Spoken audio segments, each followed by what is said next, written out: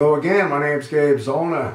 I heard a statistic that was somewhat frightening, and it had to do with our veterans, our military service men and women.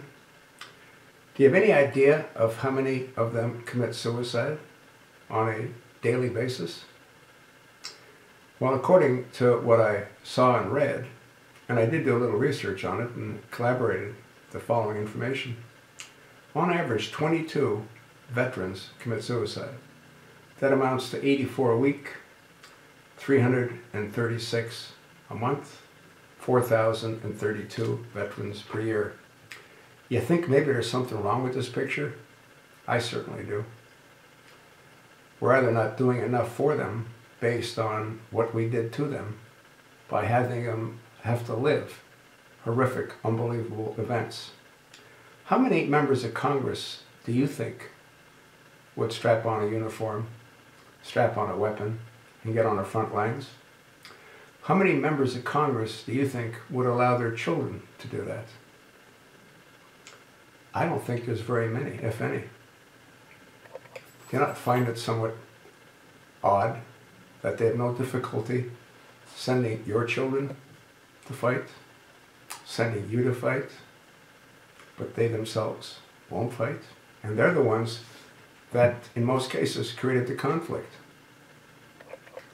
President Bush, when he went into Iraq the first time, he went in there because Saddam Hussein attacked Kuwait. His son, George Bush, should never have gone into Iraq. He went into Iraq, from what I've read and heard, based on having been informed that Saddam Hussein took a contract on his father. And G.W. Bush himself isn't an honorable man.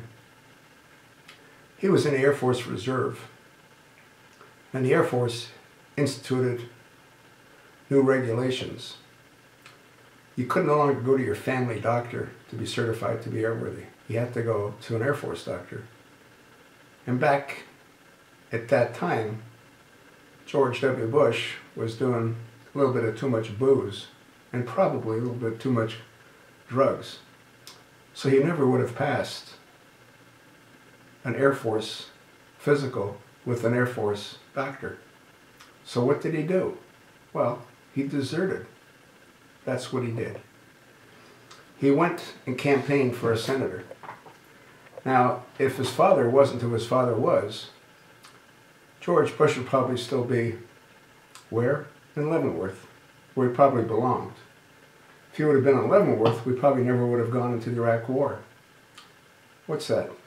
10, 12-year war? It's still going on. We didn't accomplish a damn thing. What did they just pass in Iraq? Well, they just passed laws that you can have multiple wives. And they're shortly going to pass a law where you can have a wife as young as 9. These people aren't normal. They're not normal. I guess they picked 9 as the age because you could penetrate them at the age of 9. If you had one that was 6, like the Prophet Muhammad, you'd only be able to thigh her until she was old enough, large enough to penetrate. Yeah.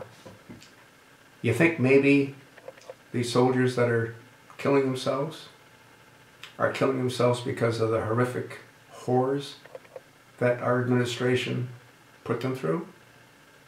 I think so. And now what have we got?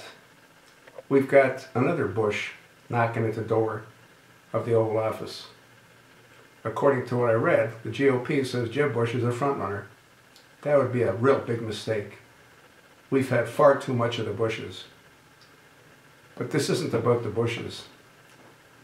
This is about what can we do to help our military so they don't commit suicides at the rate that they're committing suicides.